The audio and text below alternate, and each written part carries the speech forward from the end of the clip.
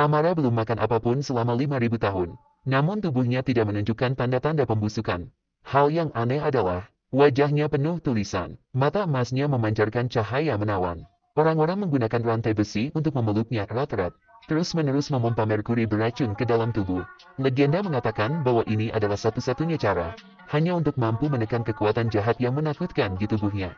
Karena begitu dia lolos dari segel, dunia ini akan berubah menjadi neraka. 5.000 tahun yang lalu, Amara adalah putri paling mulia di Mesir kuno. Karena tidak ada pangeran, jadi dia adalah satu-satunya pewaris tahta Mesir. Firaun membesarkannya menjadi sangat kejam dan tidak berperasaan. Amara mengira dia sudah memegang semuanya. Ketika ayah meninggal, dia akan menjadi ratu tertinggi. Namun, segalanya tidak berjalan sesuai harapan. Tiba-tiba Mesir kuno menerapkan kebijakan dua anak. Karena ayahnya masih sehat, setelah membuka polis dua anak, diam-diam jatuh cinta pada seorang pelayan cantik. Tepat sebelum Amara naik tahta, pembantu itu tiba-tiba melahirkan seorang bayi laki-laki. Bagaimana mungkin Amara tidak tahu apa maksud dari penampilan bayi yang baru lahir ini? Tapi dia tidak mengharapkan itu. Setelah mempunyai seorang putra, ayah raja segera melanggar sumpahnya dan ingin mewariskan tahta kepada putranya yang masih kecil.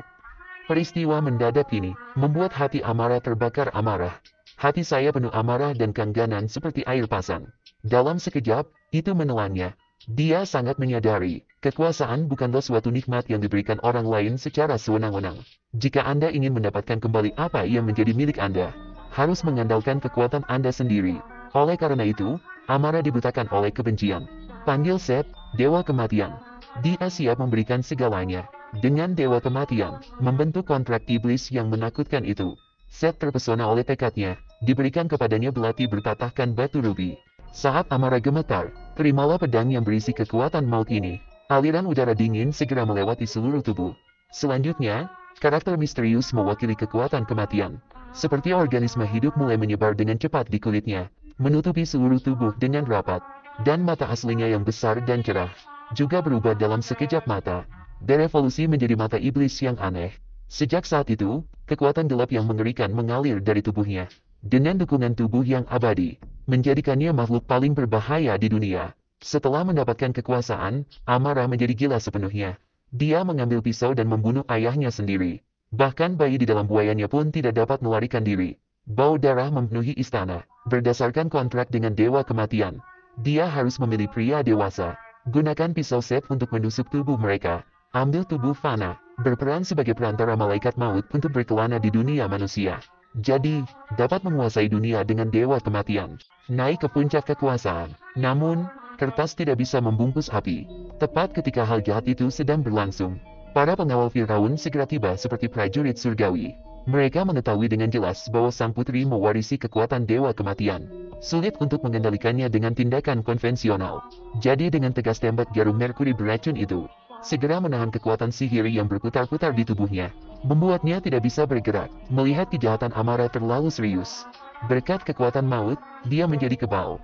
Para penjaga enggan. Satu-satunya cara adalah dengan menggunakan tindakan yang paling kejam. Mereka mengubah sang putri menjadi mumi hidup, disegel dalam peti mati yang berat dan dingin, sehingga dia tidak akan pernah terlahir kembali selamanya. Peti mati itu akhirnya berisi Amara, diasingkan ke tempat yang jauh dari tanah kelahirannya, Mesir. Terkubur jauh di bawah tanah di negeri asing, membiarkannya sendirian menderita hukuman takdir dalam kegelapan abadi. Waktu berlalu ke tahun 1127 di Inggris.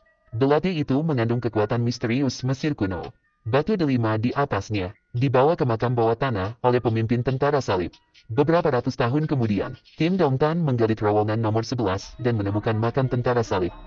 Di dalamnya terdapat mayat yang tak terhitung jumlahnya. Sebuah organisasi rahasia yang khusus menangani peristiwa supernatural.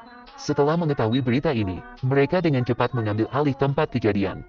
Sangat cepat, departemen yang dipimpin oleh Dr. Jake telah menerima perlindungan tingkat 1. Dia mengerti dengan jelas setelah tentara salib gagal dalam invasi mereka ke Mesir. Juga membawa kembali rahasia kelam yang tidak bisa diungkapkan.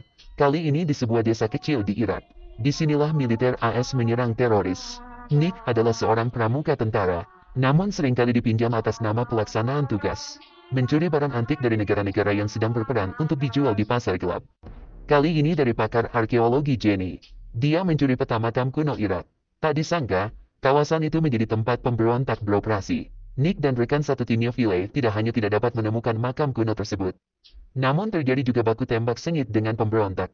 Terkepung, tidak ada jalan keluar. Mereka segera melaporkan keadaan sekitar kepada atasannya. Segera setelah menerima dukungan kekuatan dari tentara, 2 orang baru saja melarikan diri.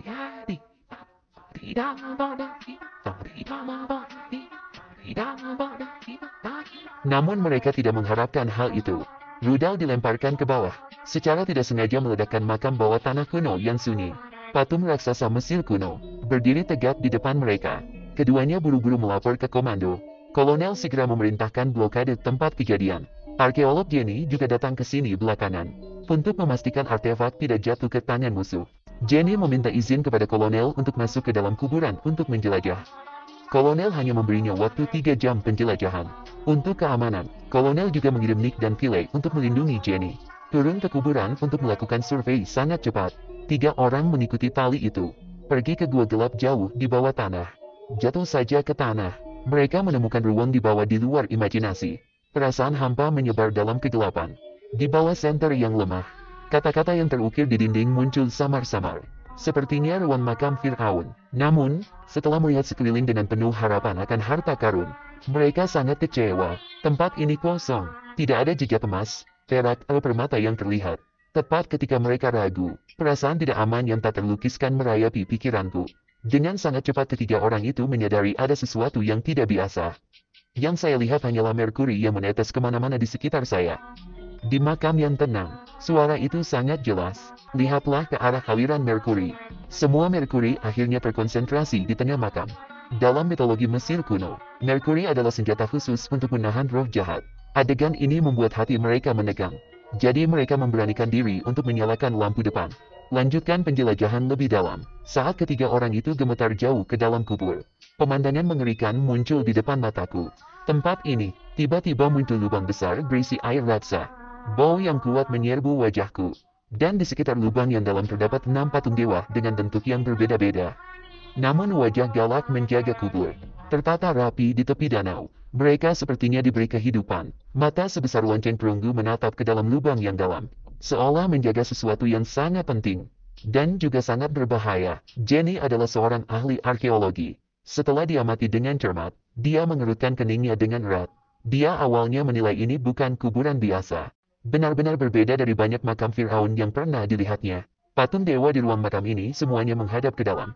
Dia segera menyimpulkan, makam kuno ini, seorang Mesir kuno. Kandang tersebut khusus digunakan untuk menyegel penjahat keji. Tapi sekarang, kolonel di luar mengirimkan pesan penting. Badai pasir akan datang. Paksa ketiga orang itu segera pergi. Jenny sangat menyukai budaya Mesir kuno, tetapi keras kepala. Dia hanya ingin segera membuka tirai rahasia benda tersegel ini, dan Nick sangat ingin menemukan harta karun. Dia menemukan 3 rantai besi dengan kunci di dasar danau, terhubung dengan batu seberat 1000 pon di puncak gua. Setelah mempelajari prinsip-prinsip agensi, Nick langsung mengeluarkan senjatanya dan melepaskan rantainya. Dan aktifkan organnya. Dalam sekejap roda gigi berputar. Peti mati batu kuno perlahan muncul dari danau Merkuri. Jelas apa yang tersegel di dalamnya. Itu dari 5000 tahun yang lalu. Putri Amanuet menjadi mumi. Namun tindakan ceroboh mereka, secara tidak sengaja melepaskan iblis ini. Peti mati itu digantung di sisi menghadap Nick. Saat ketiga orang itu dengan jelas melihat pola aneh di atasnya. Perasaan dingin menjalari tubuhku. Dan yang lebih aneh lagi adalah, di bebatuan sekitarnya, tiba-tiba laba-laba yang tak terhitung jumlahnya muncul. Seperti gelombang hitam yang mengalir menuju Will yang malang. Will tidak bisa menghindarinya tepat waktu. Takut sampai pucat. Dia segera mengeluarkan senjatanya dan menembak dengan liar. Tapi peluru yang mengenai Spider-Man seperti belalang yang menendang mobil. Kerusakannya tidak signifikan. Nick di samping berteriak keras bahwa benda ini tidak beracun. Cobalah untuk meyakinkan dia, dalam keadaan panik. Will masih digigit laba-laba. Ketiga orang itu harus bersiap untuk mundur. Nick secara tidak sengaja menatap mata peti batu itu. Dalam sekejap, ruang dan waktu seakan terdistorsi. Di depan matanya tampak padang pasir yang luas. Sosok yang anggun berjalan ke depan, jarak yang diperpendek. Wajah wanita itu terlihat jelas. Itu adalah Putri Amanuet dari Mesir kuno, cantik dan mempesona. Dia berjalan dengan ringan, perlahan mendekati Nick berkata, "Kaulah yang dipilih oleh kematian." Nick tampak terpesona, mata melamun, jiwa yang hilang, tepat saat Amanuet hendak mencium Nick. Untungnya, Jenny menemukan sesuatu yang tidak biasa pada waktunya. Panggil dengan suara keras, baru saja menarik Nick kembali ke dunia nyata. Dia sadar kembali, Bingung dalam hatiku, ilusi aneh apa tadi? Tapi untuk saat ini, setiap orang menghadapi bencana yang akan datang. Masih belum tahu, Jenny bahkan mengambil nama arkeologi. Dengan keras kepala menuntut agar militer menggunakan helikopter. Bawa mumi itu kembali untuk dipelajari secara mendalam. Saat peti batu itu perlahan ditarik dari tempat tertutup oleh helikopter. Sejenak langit di luar sepi. Kawanan burung gagak yang berkerumun sepertinya merasakan sesuatu yang tidak biasa. Tiba-tiba terjadi keributan, krisis yang lebih besar, tampaknya setelah pelepasan peti mati. Memasak secara diam-diam dalam kegelapan.